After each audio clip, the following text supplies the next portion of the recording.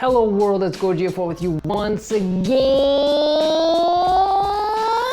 Hope you guys are doing well. I'm finally here with you for a little bit of Comic-Con coverage. I'm just gonna come out straight out of the gate here and admit that I might have been expecting a little bit more from this Comic-Con. So if I seem a little bit disappointed, it's just that I expected, well, another trailer release, you know, Godzilla vs. Kong, a teaser trailer, a promotional image, something. We didn't really get much of anything. And so if you were expecting that like me, you're a bit like, okay.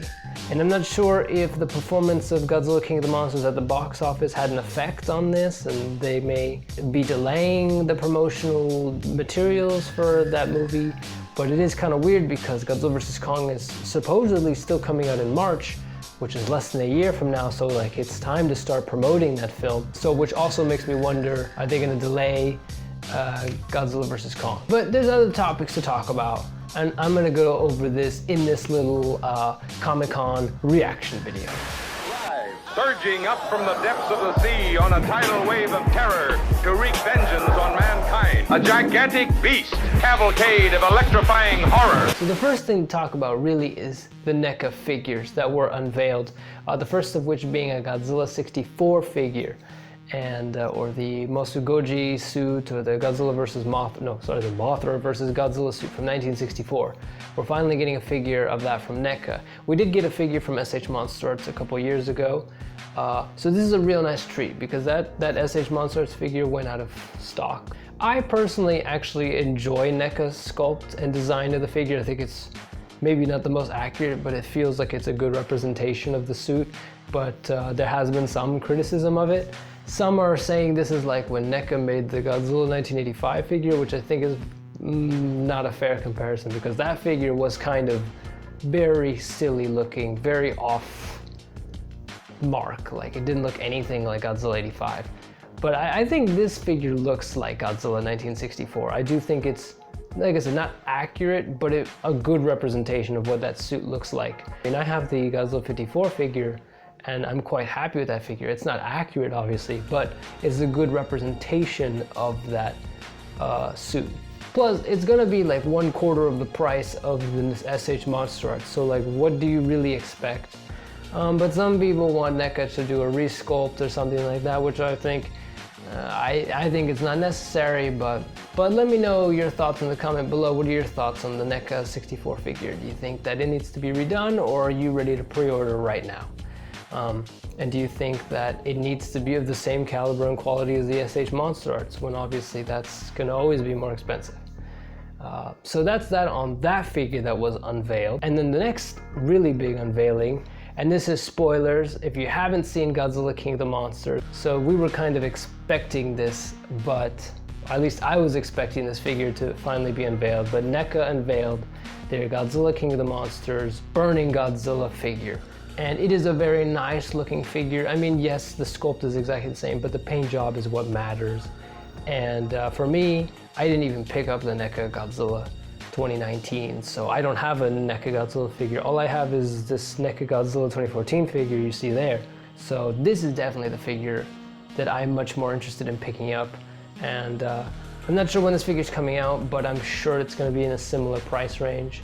Hopefully it's not gonna be too exclusive. And I'm really excited about this figure just because I really enjoy those special editions, special versions. And one thing NECA does right is to create their blast version or poster version or some kind of cool coloring, that exclusive color thing that NECA does. They do those super well.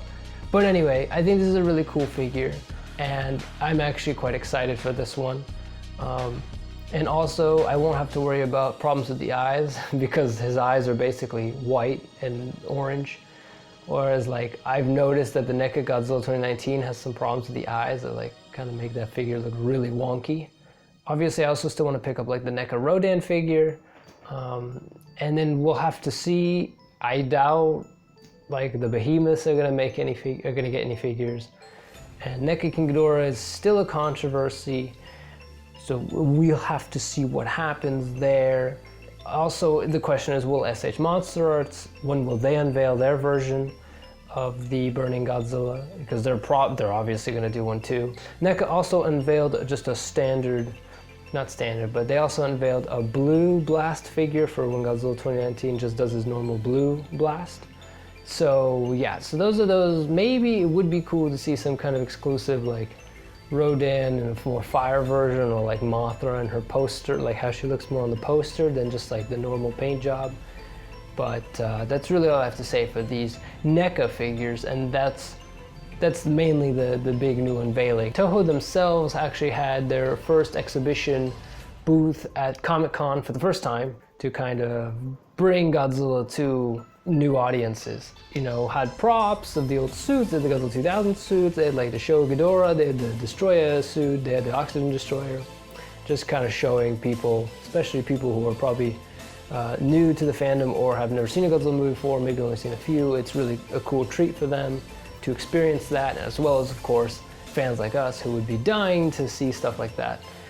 But, of course, the big thing that everyone's talking about is the interview that was done with the representative from Toho. Well, Toho basically said that they were happy with Legendary's Godzilla. They thought it was a really good depiction of the character. They really liked King of the Monsters. It feels very faithful to the character in their eyes. You know, they're also happy to have a MonsterVerse going on while they also are creating their own Toho universe. And it does feel like Toho is very much like a little bit, they're the little trigger, their fingers on the trigger to get their own Godzilla back out there, because, well, obviously they've been blocked from making another Godzilla movie since Shin Godzilla. I think they contractually, or the licensing is basically they're not allowed to make a Godzilla movie till 2020, so they're just sitting there waiting. And of course everyone's talking about, because of the performance of King of the Monsters, what's going to happen after Godzilla vs. Kong, and if Godzilla vs. Kong doesn't perform well or not. And I'm not going to make any real speculations on the performance, the box office performance. Everybody else is free to make their speculation. You know, I'm just going to talk about that the fact that Toho is more than willing to get back in the seat if the Legendary decides not to continue making films, which is a real treat. And we've heard a lot of stuff out of them, you know, they want to do their own cinematic universe. But this representative was saying that, well, it's really up to the directors, it's up to the creators. We're not going to force a cinematic universe through, but we know that Toho could do it very well. They've done it before, many times. Before Avengers did it, you know, a little film called Destroy All Monsters came out. We'll have to see what happens. I'm interested to see what Toho will do, especially something like, it's not going to be a sequel to Shin Godzilla, and that's already been said before. They are not going to do a sequel to Shin Godzilla. It's going to be something new. So, but it'll obviously be a Toho Godzilla film, which I'm really interested to see how they would do that, a 2020 or 2021 Toho Godzilla film after Legendary's Godzilla movies. It's going to be fascinating to see what they choose to do. I'm actually, in a way, excited. I'm very curious. Or maybe what we might see is really something that's more, I think really the better option is Toho partners more closely with Hollywood or a non-Japanese studio to really make a more international Godzilla film, rather than just a film aimed only at Japanese audiences, you know? Because I think they want to broaden the character. So I think they need to, which they tried to do, by the way. People act like, you know, let's not pretend they didn't try to do that in the 60s. You know, they made King Kong vs. Godzilla, they had Frankenstein conquers the world. Back in the 60s, they were doing American-Japanese co-productions all the time. It was very common. So maybe that's the avenue that they're going to try. They're going to try and like broaden Godzilla's appeal outside of Japan. Because there is a fan base, right? These movies now have been seen all over the world. Millions of people have seen them now. Toho has a whole fresh new audience to open up Godzilla to. So I think if a studio comes along, you know, maybe not American, but a studio that wants to like help Toho spread Godzilla around, I think it would be a good avenue for them. So they could make films not only geared for Japanese audiences, but for many, which is what they've done before. And that could be cool too. I mean, a Japanese Godzilla film that still tries to be more international. Godzilla Final Wars was really trying to do that as well. And that's of course, it's not the greatest example ever, but for what it does do right, it does really well, right? Godzilla Final Wars is one of those movies that I've had my little, like, I made a video, right? Essentially, my thoughts coming a retrospective on Godzilla Final Wars, and there's a lot of things it does right. That if they only did some things differently, it would have been a fantastic film. So if you could give me Godzilla Final Wars and do it right, I'm all down for Toho coming back with Godzilla movies, honestly. Because they're the classic studio. They know what makes Godzilla work. Well, sometimes. So I have a lot of faith in them. More than I did back in 2012 or 2011, when I first heard they were interested in bringing Godzilla back for Japan. Because Shin Godzilla really impressed me a lot, and I was really impressed with what Toho was willing to do with Godzilla, to innovate it. And so if they can do that with Shin Godzilla, I think they could do a cinematic universe really well. I think they can pick up where Legendary will leave off. I know you're saying yes, but it won't have the same visual effects and stuff like that, but I think that's very superficial. And honestly, the massive gap of visual effects between Hollywood and other studios is really changing a lot. You look at Shin Godzilla, and it wasn't that bad by modern standards in terms of visual effects. A lot of it was CGI, by the way. It wasn't a guy in a suit, so I'm not saying it looked incredible, but it looked really good for a Godzilla movie, especially very modern looking. So anyway, I'm going off task here, but I'm not trying to say Toho is perfect or anything, trust me. As a Godzilla creator, sometimes we have beef with them. But am I okay if Toho brings Godzilla back, if Legendary doesn't? I'm totally down with it. But that's enough speculation on that. I will let the other Godzilla YouTubers decide if Godzilla will continue after Godzilla vs. Kong. Just know that Toho is okay with Legendary making their films, and they want to make their own Japanese, maybe not so much. They want to make their own Toho Godzilla still as well.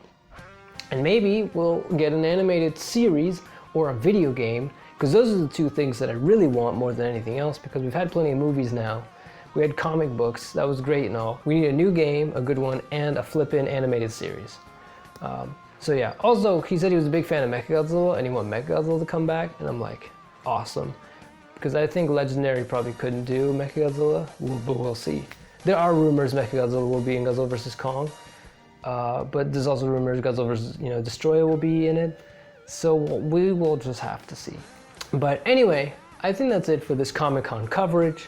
I don't know, let me know your thoughts below, what you think on Toho continuing or taking back Godzilla and making their own universe of it, or what do you think of the new figures, and are you excited for Godzilla vs. Kong? Are you disappointed there wasn't a trailer?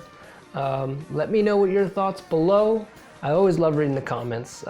Great stuff. Even if you guys give me crap, I still enjoy reading them. So that's it for this video. Like, share, subscribe, all that jazz as usual. I hope you guys have a good week and I'll see you in the next video. Bye!